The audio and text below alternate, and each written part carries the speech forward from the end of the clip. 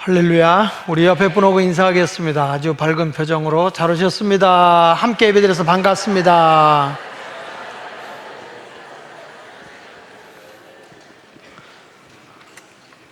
주님의 은혜와 사랑이 여러분에게 함께 하시기를 축복합니다.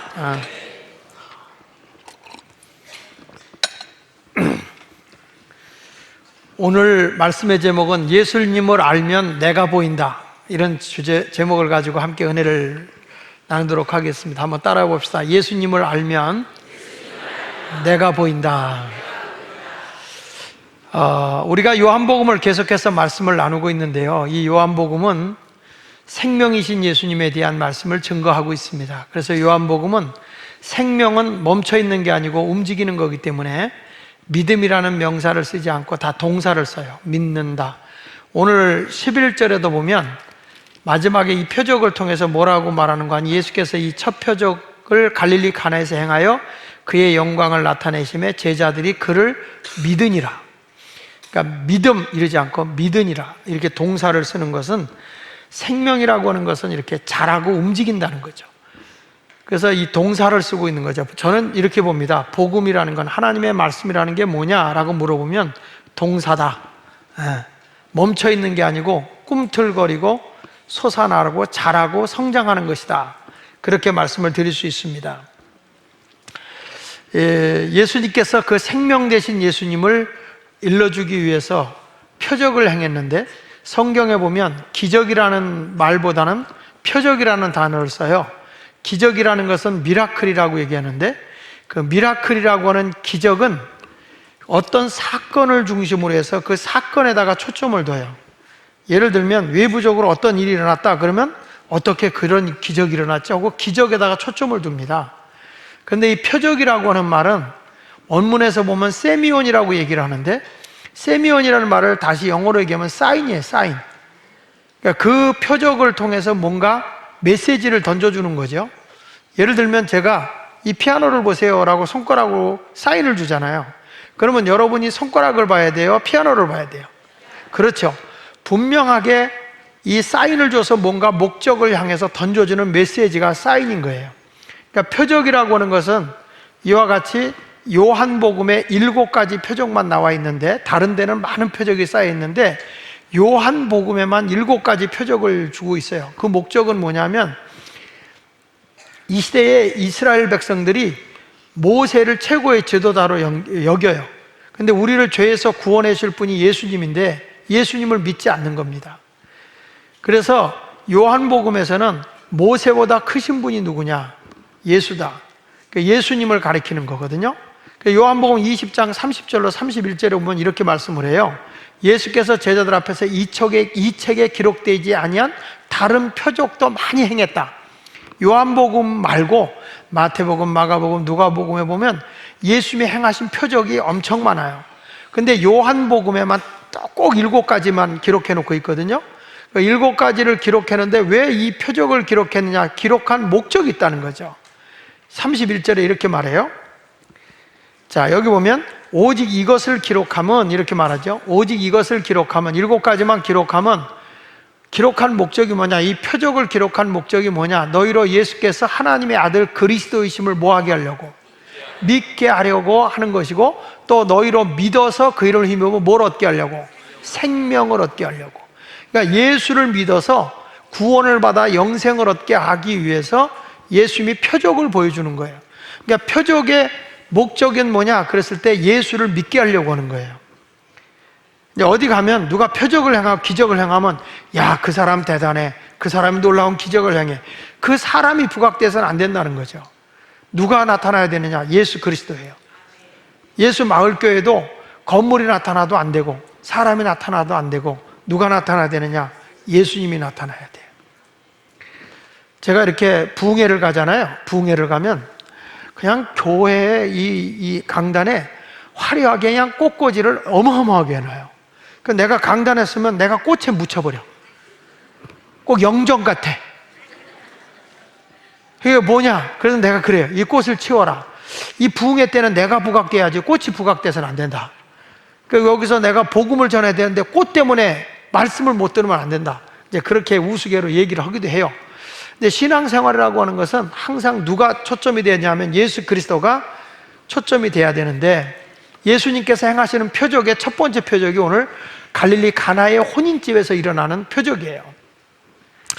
자, 여러분, 예수님이 더욱 어떤 좀 뭔가 익사이팅한 흥미로운 어떤 사건을 일으키려고 하면 죽어 있는 사람을 살려내는 표적부터 먼저 행하면, 야, 이거 대단하다, 이렇게 나올 거 아닙니까?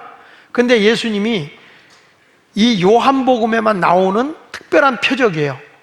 잔치집에서 포도주가 떨어졌는데 그 포도주를 맹물을 포도주로 바꿔놨다고 하는 이 표적이거든요. 여기에는 상당히 의미가 있어요. 요즘처럼 결혼식을 딱 끝나고 그냥 뷔페 식당에 가서 잠깐 먹고 헤어지는 게 아니고, 이 중동 국가의 결혼식은 잠깐 하지만 축제는 일주일 내내 해요. 동네 사람 모아놓고 그냥 먹고 마시고 즐기는 거예요. 근데 이 집에 손님이 많이 와서 그런지 아니면 집 퍼먹는 사람만 왔는지 포도주가 생각보다 일찍 떨어졌어요. 요즘 같으면 포도주가 떨어지면 슈퍼마켓에 가서 사다가 이렇게 할 수도 있겠지만, 그 시대는 그럴 수 있는 시대도 아니니까 지금 이게 잔치집에 포도주가 끊어졌다는 것은 잔치가 파장이라는 거예요. 잔치집에 욕먹는 거죠. 그리고 흥이 깨지는 거죠. 기쁨이 사라져 버리는 거예요. 그러니까 포도주와 결혼식은 한마디로 생명과 같은 역할을 해주고 있는 거거든요. 흥을 돋궈주고 기쁨을 주고 사람들의 노래를 나오게 하는 것인데, 이것이 떨어졌다. 이것을 왜 요한이 의도적으로 잔치집을 먼저 비유로 했냐면, 진정으로 예수를 믿고 하나님과 관계를 잘 맺고 살아가는 교회는 잔치집과 같은 곳이 돼야 돼요. 교회는 초상집이 아니에요. 교회는 잔치집과 같아야 되는 거예요. 그런데 이 시대에 예수님이 교회를 세워놓고 부활승천하시고 불과 60여 년밖에 안 됐는데도 교회가 유대교라고 하는 종교 형식과 의식만 갖고 있는 전통적인 것만 고집하는 율법적인 유대교와 유대교 안에 있는 기독교가 60년이 지나고 나니까 똑같아지는 거예요. 제도화되어 버리는 거예요. 생명 있고 찬양 있고 기쁨 있고 웃음 있는 축제적인 교회가 아니라 형식과 외형적인 것만 있는 거예요. 기쁨이 없어요. 이런 모습을 보면서 이 교회는 어떤 교회냐? 포도주가 떨어진 그런 잔치집과 똑같은 것이라는 거예요. 우리 예수마을교회가 어떤 것이 되냐? 이제 40여 년을 향해서 가는데, 교회는 천국 잔치집과 같아야 되는 거예요. 노래도 있고 기쁨도 있고 웃음소리도 있고 흥도 있어야 되는 것이 잔치집이지, 잔치집에 가는 사람이 어디 가요? 잔치집에 가요. 아이고 하고 간다면 그 사람 미친 사람이에요. 미친 사람. 그러니까 교회 갈 때 막 도살장 끌려가듯이 마지못해서 온다 그러면 그건 교회가 아니에요. 교회는 사역도 기쁨으로 하는 것이고 찬송도 기쁨으로 하는 거라. 찬송할 때 억지로 하는 것은 그것은 하나님의 나라가 아닌 건데, 이 당시에 서기 90년경에 요한복음을 기록했는데, 이 90년경에 이미 교회는 형식화되어져 버린, 생명을 잃어버린 교회가 되어버리고 마는 거예요. 이것을 보면서 지금 이제 기쁨이 없는 종교생활, 마치 포도주가 떨어진 것과 같은 이런 교회는 유대교하고 다를 바가 없다는 거죠. 여러분, 우리 예수마을교회는 날마다 잔치집 같아야 돼요. 그래야 이게 생명 있는 교회라는 거예요. 그래서 성경에는 기쁨이라는 게 빠지질 않아요. 예를 들면 로마서 14장 17절에 이렇게 말씀합니다. 하나님의 나라는 먹고 마시는 것이 아니다. 얼마나 잘 먹고 잘 입고 잘 사느냐가 아니라 오직 성령 안에서 따라합시다. 의와 평강과 희락이다. 하나님과 관계가 바르고 뜻이 바르게 서 있고 평강이 주어져야 되는데, 하나님의 나라는 평화로운 거예요. 집안도 평화로워야 되고 교회도 평화로워야 되고 부부간에도 평화로워야 돼. 이게 하나님의 나라예요. 꼭 교회에 와서만 화목한 척 하지 말고 어디 가서도 화목하고 평강을 누리고 생활해야 돼. 그래서 화평케 하는 자가 하나님의 아들이고 딸인 거예요. 그리고 거기에 빠지지 않는 게 뭐냐? 희락이에요. 희락, 기쁨. 예수 믿는 건 기뻐해야 돼요. 교회 봉사도 기뻐해야 돼요. 오늘 아침에 제가 일찍 오다 보니까 이제 이번 7월 달에 우리 중고 청년들이 IT 선교를 가거든요. 선교를 가기 위해서 선교를 위해서 이제 그 아침에 뭐 김밥을 마련해가지고 이렇게 부모님들에서 조금씩 팔더라고요. 그러면 그거 하면은 좀 애들 수련회 가는, IT 선교 가는데 도움이 되겠다. 그래가지고 그걸 하더라고요. 아침에 와서 부모님이 열심히 애쓰고 있더라고요. 그러길래, 이렇게 아침 일찍 와서 하면은 몸살 나지 않겠느냐고 그랬더니, 그럴 것 같아요. 그러더라고. 그래서 이거는 잘못된 거라는 거죠. 막 그럴 때, 아니에요, 목사님. 기뻐서 우리가, 너무 행복해. 이런 병도 안 나, 이거는. 근데, 몸살 날 것 같아요. 그랬더니, 그럴 것 같아요. 이건 벌써 뭐가 잘못된 거예요, 이거는. 하나님의 나라의 일을 할 때는 기쁨으로 이 사역을 해야 돼. 성가대도 막 기뻐서 이걸 성가대를 해야지, 아침 일찍 와서 환장하고 미치고 펄쩍 뛰겠네, 막 이런 식으로 가면 이건 하나님의 나라가 아니라는 거죠. 하나님의 나라는 희락이 있는 거예요. 갈라디아서 5장 22절에도 성경은 이렇게 말합니다. 오직 성령의 열매는 사랑과, 그 다음 뭐가 나와요? 희락과 화평과 오래 참음과 자비와 양성과 충성과 온유와 절제다. 이게 두 번째로 나오는 게 희락이야. 이게 빠지지 않는 거예요. 예수 믿는 건 항상 기쁘게 살아야 돼요. 주의 일도 기쁘게 하는 거고, 집안 살리면 내가 하나님 나라를 세워나가는 하나님의 백성인데, 집안일에 짜증나도 짜증내지 말고 기쁘게, 화목하게 이렇게 생활하는 것이 얼마나 귀한 일인지 몰라요. 집안에 서로가 힘들면 서로 기뻐하고 사랑하면서 막 이렇게 해주고. 제 아내도 벌써 60이 넘어가 버리니까 청소할래도 힘들어하고 막 그러더라고요. 그래서 결혼한 지 38주년 돼가지고 내가 이거 뭐 선물해 줄 건 없고, 그래서 청소기나 하나 사줘야 되겠다. 그래가지고 요즘에 로봇 청소기가 있더라고요. 인공지능 로봇. 그래서 그거 한 60만 원 되더라고요. 그래서 그걸 할부로다가 해가지고 샀는데 물걸레질까지 다 해주더라고. 그래가지고 그걸 제가 해가지고 딱 걸어놓으니까 다 방마다 여기 밑으로 그냥 다 가서 다 청소해주고, 다 하고 나서 청소 끝나면 청소 끝났습니다 까지 알려줘. 그리고 이게 배터리가 다 되면 자기 자리로 쭉 찾아가서 배터리 충전하겠습니다. 그리고 가서 충전을 해. 와, 그러니까요, 집안이 늘 깨끗해. 시간대 스위치만 딱 누르면 지금부터 청소를 하겠습니다 이러면서 싹 하고 청소를 해줘요. 여러분, 제 아내가요, 이제까지 시집 와서 제일 행복하대.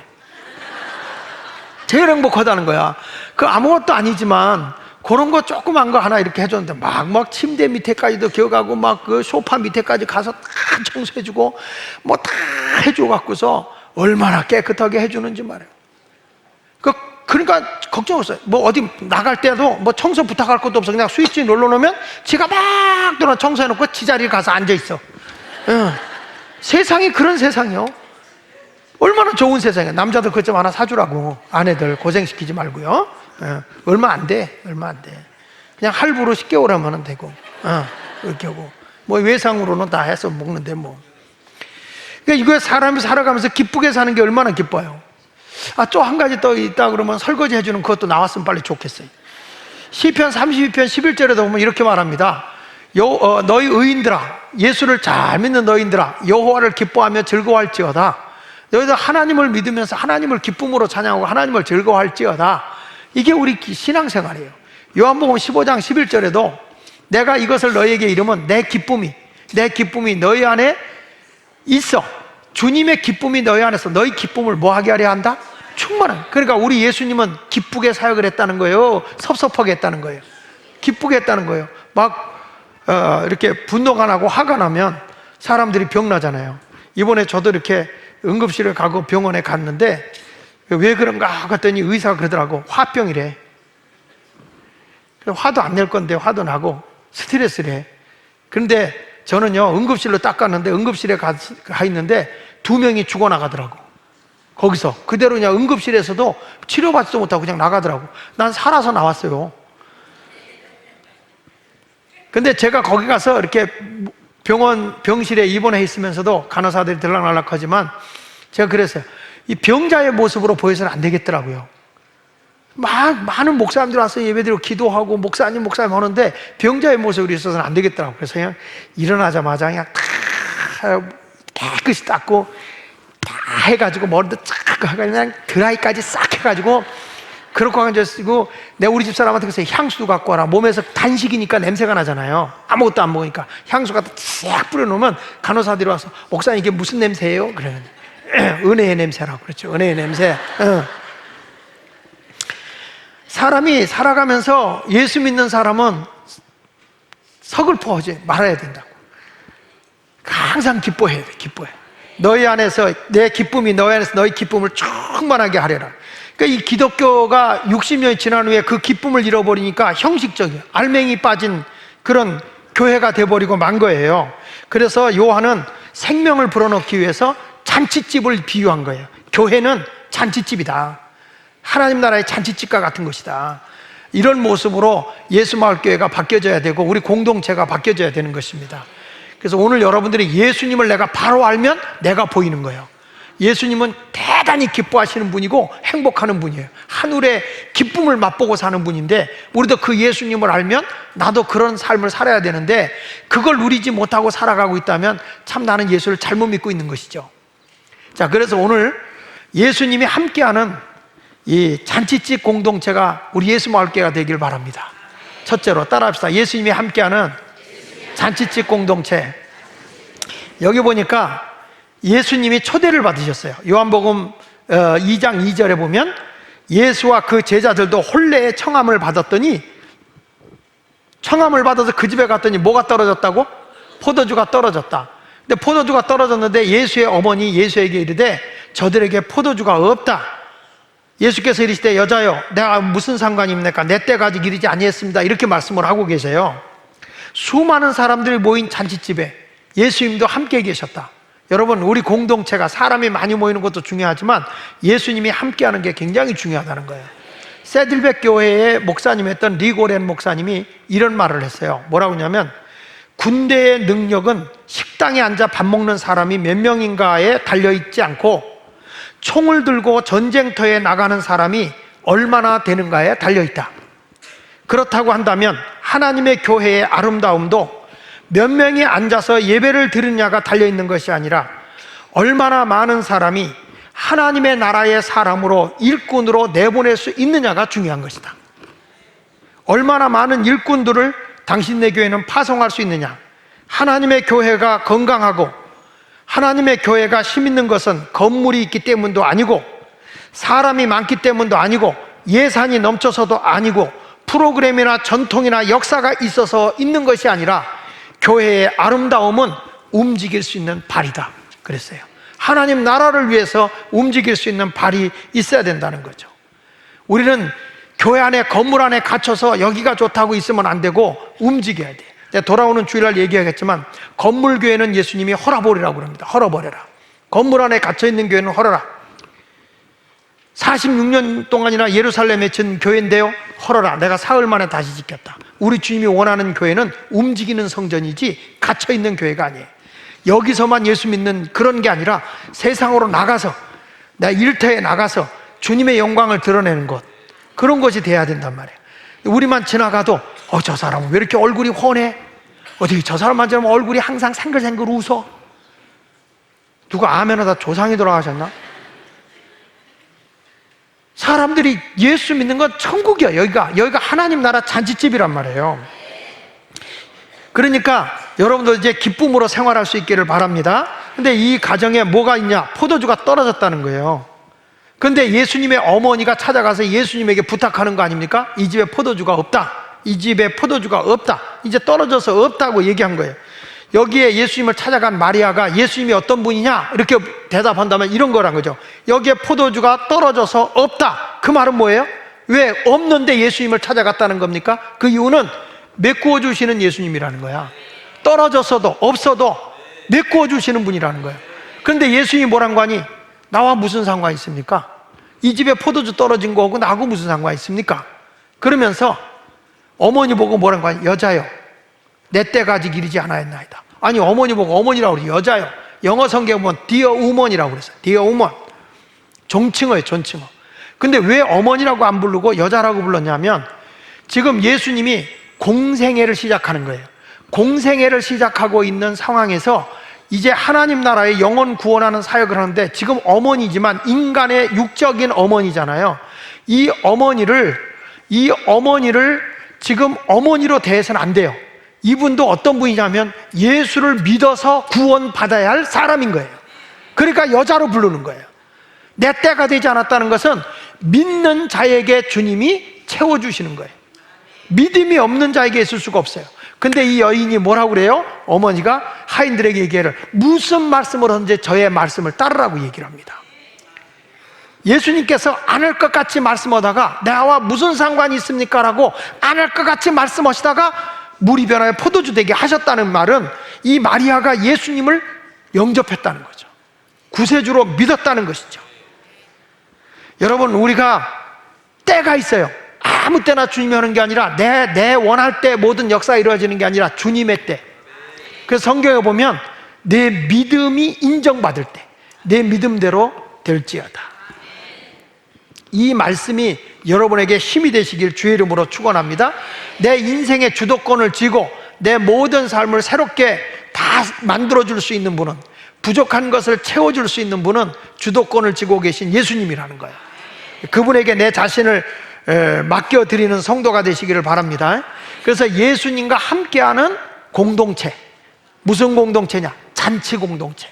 우리 마을도, 우리 목장도, 우리 교구들도 다 모이면 어떤 교회냐? 예수마을교회는 가면 너무 기뻐, 잔치야, 웃음 있어, 행복 있어, 찬송 있어. 이런 모습으로 채워지는 교회, 잔치집 같은 교회가 돼야 할 줄로 믿습니다. 교회를 다니면서 막 불평하고 원망하고 남을 헐뜯고 모략하고 그런 사람 왜 교회 다니는지 모르겠어요. 얼마 전에 제가 페이스북에 보니까 요 가까운 모 교회예요. 장로교회인데 그 목사님이 페이스북에 이런 올렸더라고요. 무슨 얘기냐면 아내가 암이 걸려서 다 죽어가요. 암 말기로서 병원에 입원해 있어요. 이제 죽어가고 있는데 남편이 와서 이혼하자는 거예요. 자기 남편이 다 죽어가고, 아니 자기 아내가 다 죽어가고 있는데 당신 내가 뒷바라지 못하겠어요. 이혼하자. 가지고 병원에서 있는 동안에 딴 살림을 차리고 있는 거예요. 그 사람이 교회 장로야. 그러니까 이 여자가, 이분이 어느 교회를 나가고 있느냐? 종로에 있는 모 교회를 나가고 있는 거예요. 그 목사님한테 전화하는 거예요.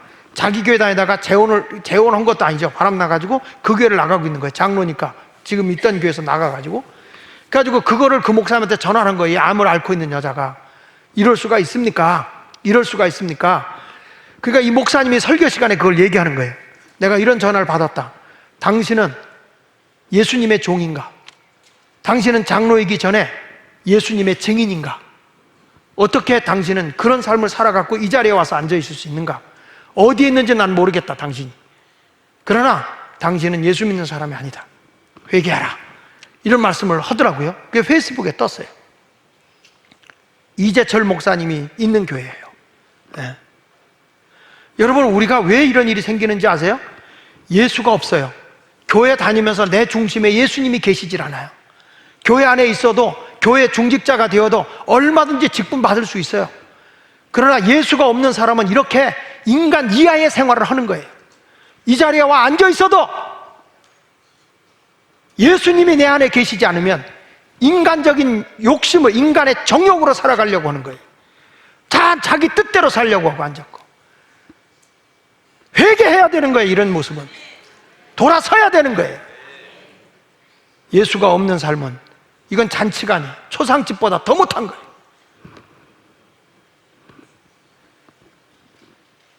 교회가 욕을 먹는 이유도 지나치게 샤머니즘으로 빠져버리고 예수 없이 전부 다 자기 기분과 감정으로 신앙생활을 하려고 하다 보니까 신앙이 병들어 버리는 거지. 예수님과 함께하는 공동체, 늘 예수님과 동행하며 예수님의 기쁨이 내 기쁨이 되고 예수님의 사랑이 내 사랑이 되고 예수님의 섬김이 내 섬김이 되는 그런 삶을 살아가야 그게 진짜 예수 믿는 거죠. 거기에 행복이 있는 거고 거기에 잔치가 이루어지는 거예요. 두 번째 가서 예수님을 아는 공동체는 순종의 공동체예요. 여기 보니까 요한복음 2장 5절에 그의 어머니가 하인들에게 이르되 너희에게 무슨 말씀을 하셨는지 그대로 하라 그랬어요. 무슨 말씀을 하든지 하인들에게 하는 거, 무슨 말씀을 하든지 그대로 해라. 근데 예수님께서 7절에 이렇게 말합니다. 예수께서 그들에게 이르시되 항아리에 물을 채우라 하신지 아기까지 채웠다. 저는 내가 해야 할 일이 있다고 생각해요. 하인들에게 물을 채워라. 어디까지? 아기까지. 근데 여러분, 이 당시에 돌 항아리에다가 물을 채우는 건 하인들이 해야 하는 일입니다. 근데 이거는 마실 물이 아니고요. 마실 물이 아니고 여기에는 사람들이 거기는 사막지대니까 맨발로 다니잖아요. 아니면 남학신을 신고 다니는데 이런 신을 신고 다니니까 그 집에 들어가려면 발을 닦고 손을 닦는 물이에요. 그래서 바깥에다가 항아리 지금 6을 두고 거기서 물을 채워서 손발을 닦는 물이 이 항아리예요.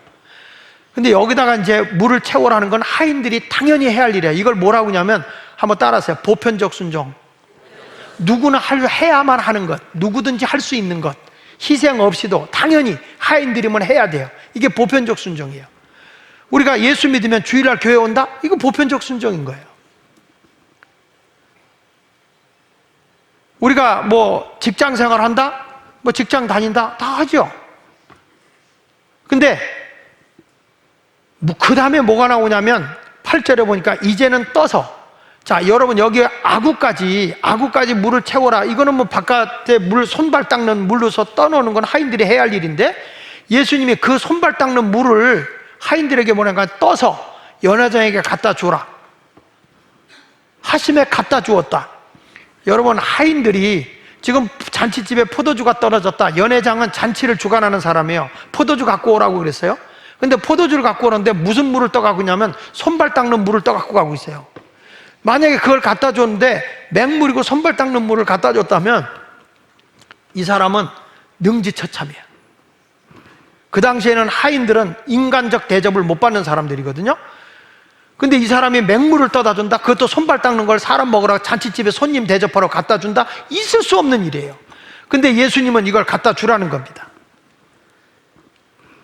이것을 무슨 순종이라고 얘기하냐면 한번 따라하세요. 절대적 순종. 내 아픔이 오고 내 희생이 따르는 그런 고통이 따를 걸 알면서도 하는 것은 절대적 순종인 거예요. 절대적 순종. 내 아픔을 각오하면서도. 우리들도 기도할 때 그래요. 순종하라. 그러면 순종합니다. 주님 내가 그대로 순종하겠습니다. 보편적 순종은 누구나 해요. 그런데 이런 음성이 들려. 너 이러해도 절대적으로 순종할 수 있겠냐? 너 이런 희생이 따르고 이런 아픔이 따르는데도 순종할 수 있겠냐? 이렇게 물어보면 주님 그건 빼고요. 그건 빼고요. 그러니까 쉽게 내가 할 수 있는 보편적 순종을 주님이 요구하는 게 아니라 내가 아픔이 오고 희생이 오고 헌신이 따라올 수 있는 그럼에도 불구하고 행하는 절대적 순종을 주님이 원한 거예요. 그래서 그들이 순종을 하면서 절대적 순종으로 물을 떠오면서 가는 동시에 어떤 일이 벌어지냐면 물이 변하여 포도주가 되어버린 거예요. 자, 이 절대적 순종, 전 이렇게 생각합니다. 마치 이 믿음이라고 하는 것이 순종으로 나타나는데 주님에 대한 신뢰감이 있을 때 순종으로 나타나거든요. 그 순종으로 나타나는 그 순종의 응답의 기쁨을 얻기 위해서는 아이를 낳기 위해서는 여자들에게 우선적으로 양수가 터져야 돼요. 그와 마찬가지로 내가 희생과 아픔이라고 하는 순종이 왔을 때 하나님의 응답의 기쁨의 기적을 경험할 수 있는 거예요. 예수 믿는 여러분들에게 그런 역사를 경험할 수 있기를 바랍니다. 그래야 예수 믿는 기쁨이 있는 거잖아요. 세속도시를 저술한 하이비 콕스라고 하는 분은 이런 말을 했습니다. 뭐라고 그랬냐면 현대교회의 문제가 뭐냐, 현대교회의 문제는 한번 따라합시다. 그 마음에 축제를 상실하는 것이다. 현대교회의 문제가 뭐냐면 교회는 다니고 있어요. 교회 다니고 이 자리에 와서 예배는 드리고 앉아 있는데 마음에서부터 하늘의 축제가 없다는 거예요. 그 이유는 왜 그러냐?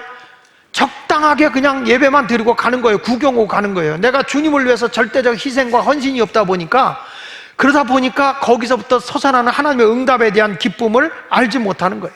자, 보십시오. 여기 요한복음 2장 9절에 보면 이렇게 말씀하고 있잖아요. 연회장은 물로 된 포도주를 맛보고도 어디서 났는지 뭐라고 그랬죠? 모른다. 이건 왜냐하면 이 사람은 순종하지 않은 거예요. 남이 갖다 준 거면 혜택만 누리고 있는 것이지 알지 못하되 물떠온 하인들은 뭐 하더라? 알아요. 물떠온 하인들은 알아요. 이게 누가 한 일, 예수님이 온 것이고 물이 변하여 포도주가 됐다는 걸 알아. 그러니까 이분들이 그냥 희열이 가득한 거예요. 그냥. 그러니까 이 연회장이 그걸 잘 모르니까 신랑을 불러다 놓고 얘기를 하는 거예요. 아니, 다른 사람들은 좋은 포도주를 먼저 내고 취한 뒤에 나쁜 걸 내놓는데, 물 탄 걸 내놓는데 당신네는 어떻게 지나갈수록 더 좋은 게 나오느냐? 신랑도 몰라. 신랑도 모르고 그 집 식구도 몰라요. 누구만 아느냐? 순종한 하인들만 아는 거예요. 예수 믿는 맛도, 예수 믿는 재미도, 예수 믿는 감격도 내가 경험해봐야 아는 거야. 경험해보지 않으면 못해요. 할렐루야. 저는 금식 기도를 참 자주 하는 편이에요. 금식 기도를 자주 하는 편인데, 제 아내도 그래요. 여보, 이제 나이도 들었으니까 금식 좀 이제 그만해라 그래요. 근데 이번에도 제가 금식 안 했으면 내가 어떻게 됐을지 모르거든. 금식이라는 게, 그게 경험해본 사람은 조금 힘이 들어도 금식 끝나고 나면 그렇게 몸도 가볍고 위가 고맙다고 그래요. 쉬지 않고 일 시켰는데 나를 쉬게 해준 건 당신밖에 없대. 여러분, 맨날 먹기만 해가지고 위가 쉴 날이 있어야지. 장주 좀 쉴 날이 있어야 되는데 이게 그냥 계속 먹어대기만 하니까.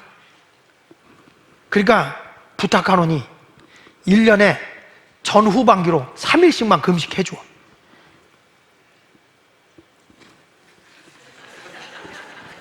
건강을 위해서라는 거예요. 근데 이렇게 경험을 해본 사람은 그 맛을 알아요. 근데 저는 이제 그 신학교 할 때 순복음 신학도 했고, 그래서 순복음 신학교가 금식을 참 자주 시켜서 그런 걸 많이 해봐요. 근데 우리 감리교에 내가 딱 이제 감리교 신학을 하면서 보면 감리교는 안 해, 그런 거를. 원래 우리 그 저기는 감리교는 냉천동에 있어요. 그래서 냉랭해요. 순복음 불광동에 있어요. 그 불덩어리예요, 불덩어리. 여기는 그 동네도 무시 못하는 것 같아. 신당동은 신나요, 신나. 이건 예수 믿고 신내야 되는데 술로 다 신나. 그 길거리 지나가다 보면 전부 다 그냥 은혜도 안 받아 떨고 다녀. 떨려 그래. 왜? 알코올 중독자예요. 앉아갖고 그냥 막 방언해. 나도 지나가 먹자 왜 이러면서 막 그래요. 우리 교회는 나오는데도 길거리에 앉아서 통성기도해. 하루 종일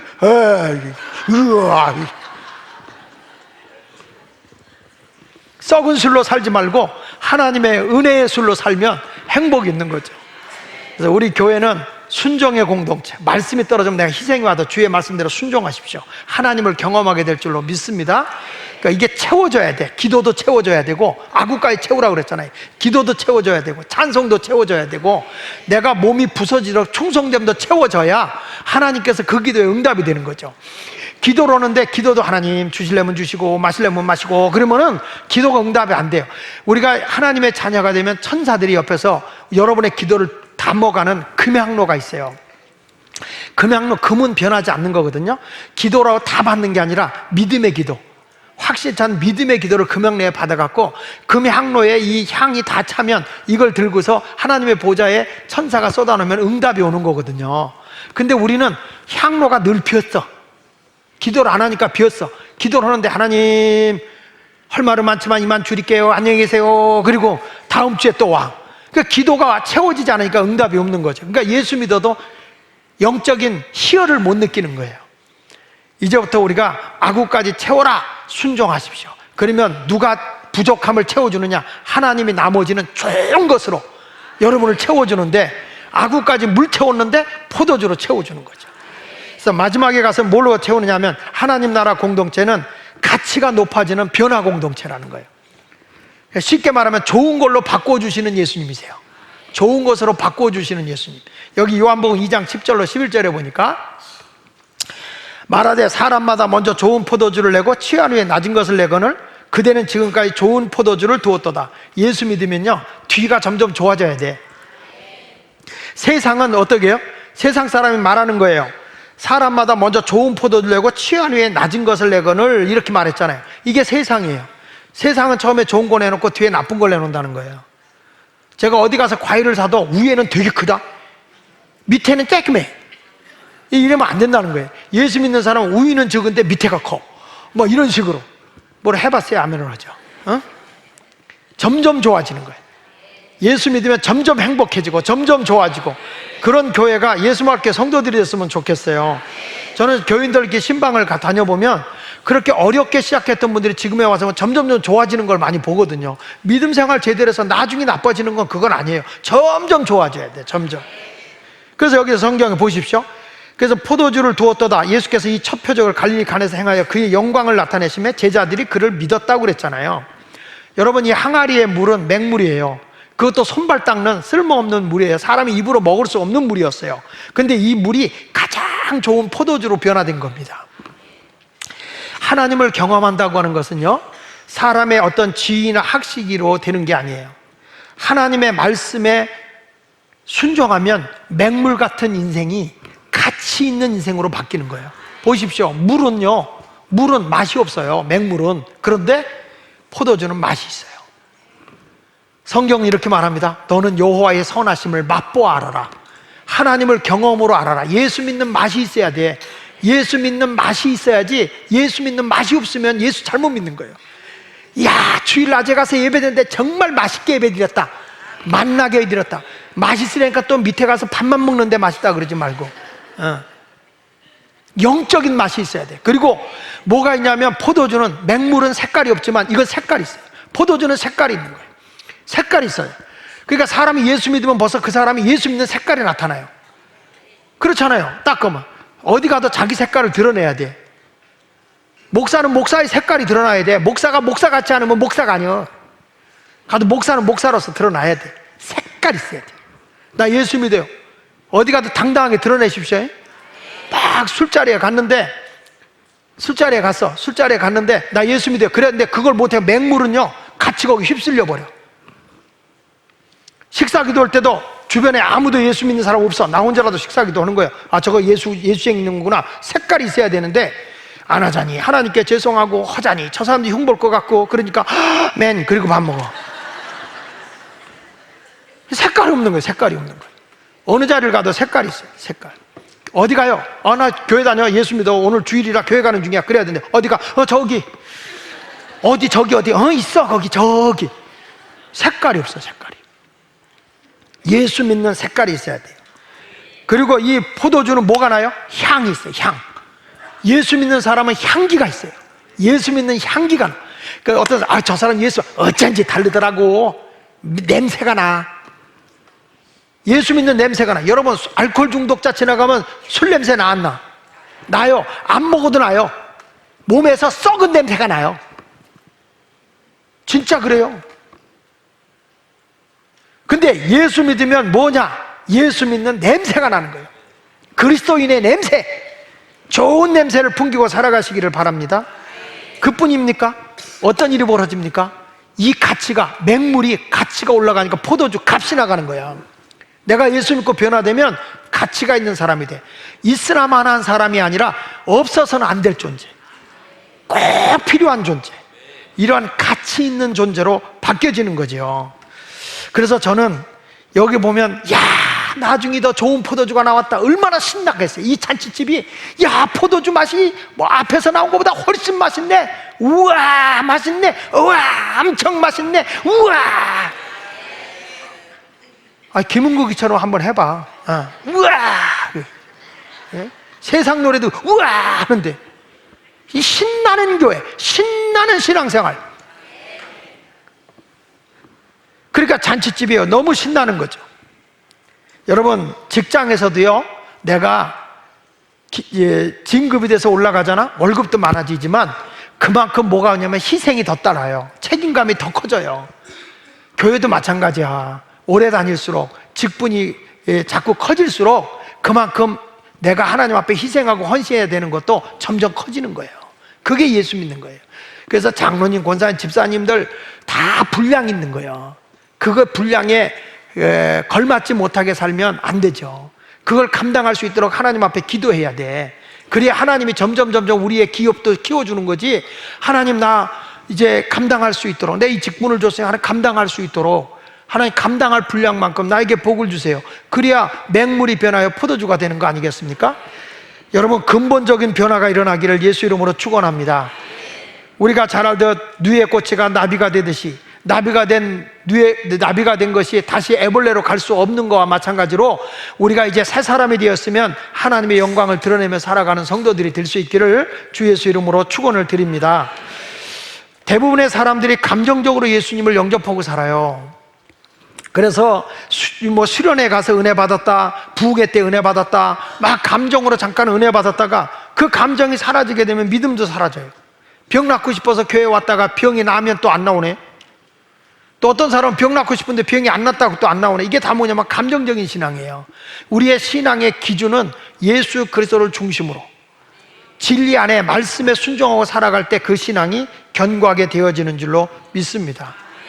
결론입니다. 고린도서 5장 17절에 보면 그런즉 누구든지 그리스도 안에 있으면 새로운 피조물이라 이전 것은 지나갔으니 보라 새 것이 되었도다.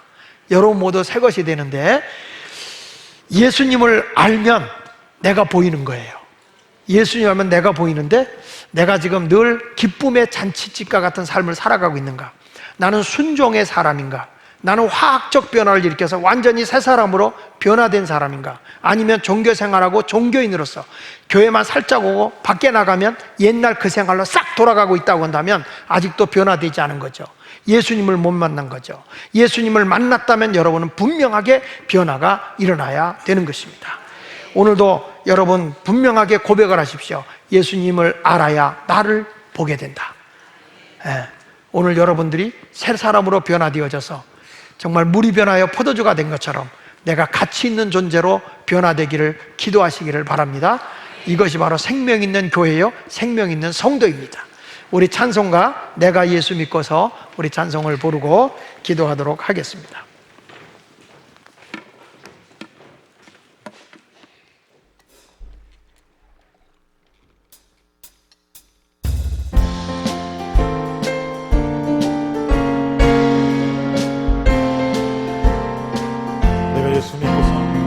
내가 예수 믿고서 죄 사함받아 나의 모든 것 화면했네.